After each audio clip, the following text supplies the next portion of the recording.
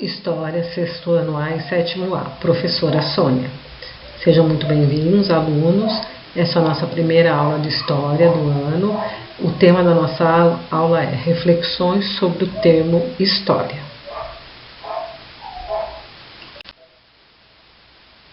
A palavra História pode ser entendida de algumas formas. Pode ter sentidos variados. Vamos lá. História é ficção. São histórias criadas pela imaginação humana.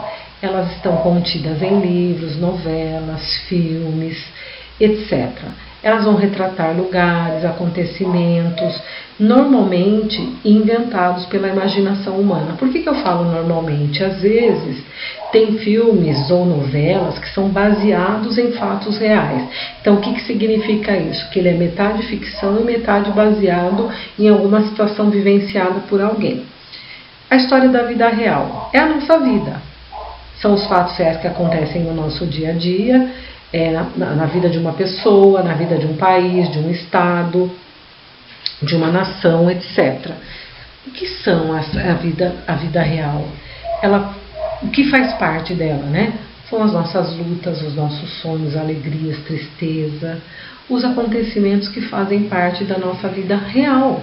Por exemplo, o nosso dia a dia na nossa casa, uma viagem, a sua ida à escola, um passeio que você faz, o seu trabalho, né? São as nossas lutas, o nosso dia a dia, que também fazem parte do processo histórico. Nós somos seres históricos, né? Então por isso que eu falo, história da vida real, é a nossa vida. História enquanto ciência, que é o que a gente vai trabalhar o ano todo, e vocês vão trabalhar por muito tempo ainda. Ela vai estudar a vida humana, dos seres humanos, através do tempo. Como os homens se organizavam, como eles se desenvolveram no passado. E vai chegar até os dias de hoje. É uma ciência que estuda o passado e o presente da humanidade. Pois um não se separa do outro, né? É o passado, ele com certeza foi tudo que aconteceu no passado que chegou até os dias de hoje. Então, quando a gente está falando do saber história, quando nós estamos falando da história, nós estamos falando de pessoas que viveram no passado e que de alguma forma os acontecimentos que elas criaram, algo que elas inventaram, ou situações que foram vivenciadas, por algum motivo mudou a história da humanidade. E essa história, ela vem surgindo, vem se desenrolando até chegar aos dias de hoje, não se separa passado e presente. Óbvio que muita gente não está mais aqui, mas de alguma maneira ela influenciou o que acontece hoje. E aí, o que eu falo para vocês? Nós estamos vivendo num mundo, vocês sabem disso, né? Marcado por muita injustiça, muita miséria, violência, né?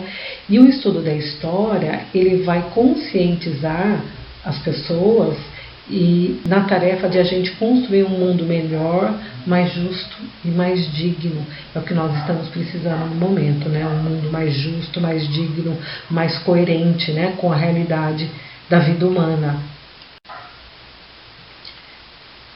Algumas imagens eu coloquei, dividi aí para vocês para ilustrar, né?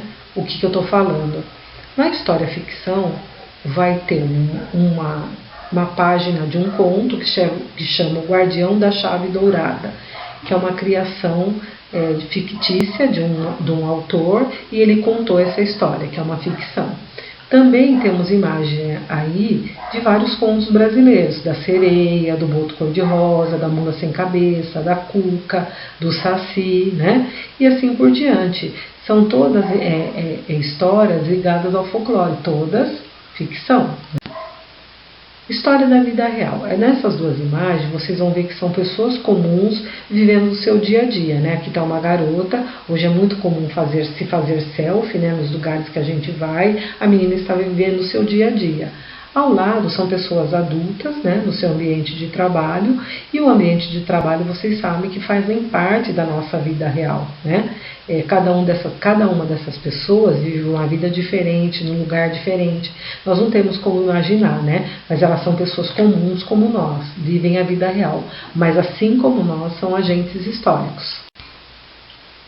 Agora aqui já são a história enquanto ciência no sentido de situações que de alguma forma influenciaram a história da humanidade. Vocês vão ver aí que tem a ida do homem para o espaço, um globo terrestre, o Einstein, vocês devem conhecer, ele é o responsável pela teoria da relatividade. Eu não vou saber responder para vocês como porque não é a minha disciplina, né? Aqui é um aparelho mostrando o universo, uma ideia de como o universo se expande. Aqui tem uma figura de uma pessoa importante da antiguidade, um calendário maia, a escrita egípcia, a, a vivência, né, de uma pessoa do passado carregando algumas coisas, etc. E na foto ao lado é uma imagem de guerra, é uma foto, realmente uma foto de um tanque de guerra e de um campo de batalha. Vocês vão ver que os soldados estão aí, né? E as guerras, vocês sabem quantas guerras influenciaram na história da humanidade, o quanto perdeu vidas, o quanto o ser humano pode ser ganancioso, porque guerra sempre está atrelada ao sentido de dominação, né? De enriquecimento. Aí tem algumas atividades referentes ao que eu falei para vocês. Cite exemplos próximos de você, de uma história de ficção, de uma história da vida real e de uma história como ciência. Esses aqui são exemplos. Depois vocês vão criar uma história de ficção de sua autoria. Usem a sua imaginação e criem uma história. Pode ser umas 10, 15 linhas, tá bom?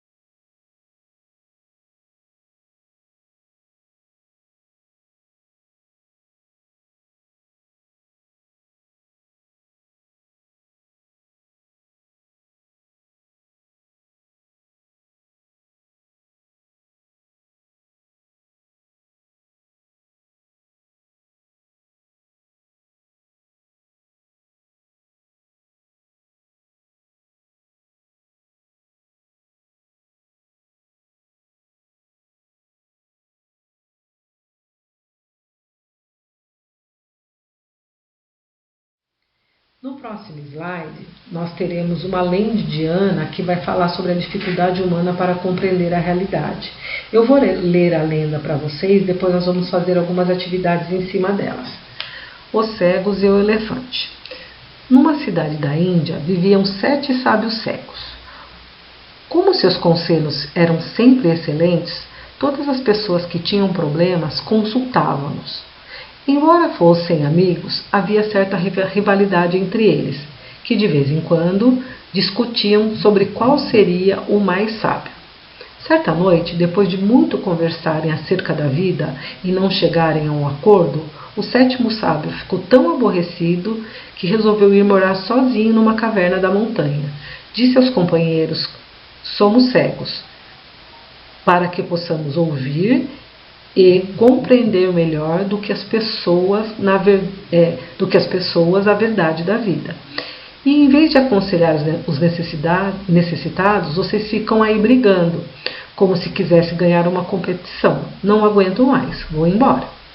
No dia seguinte, chegou à cidade um comerciante montado em um elefante imenso.